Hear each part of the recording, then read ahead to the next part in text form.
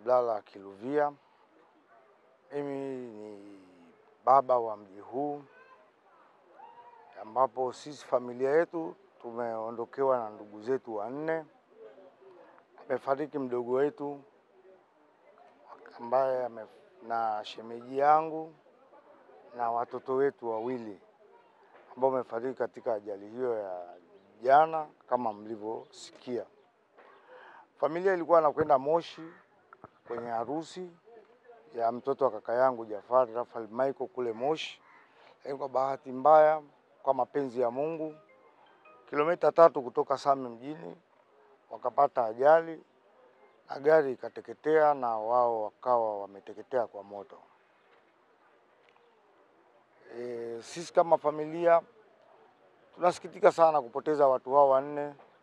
Ni msiba mkubwa kwenye nyumba hii, lakini pia ni mji wetu umekumbwa na msiba watu 10 kwa sababu karibu wapangaji 6 wa nyumba hii nao wamefariki. Kwa hiyo kama unavyoona milango ya nyumba hii, tulikuwa na wapangaji nao wako kwenye msafara kutusindikiza kama rafiki, nao wamefariki. Kwa hiyo ni msiba mkubwa kwenye familia, lakini wote kwa tunamshukuru Mungu kwani sisi tunaishi katika imani ya Kiislamu kwamba yeye ndiye ametuma na kwake tutarejea. Ukweli wa mambo, kwa upande wa ndugu zangu hakuna ambacho naweza kukitambua.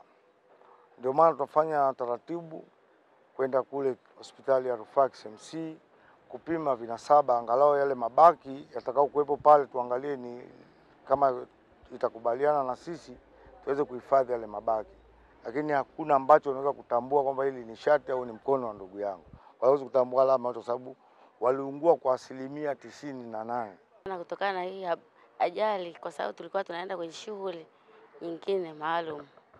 Nasikitika sana, natoa pole sana kwa matatizo tuliyopata. Wapewe tu maonyo, waonywe ili wao waangalifu barabarani.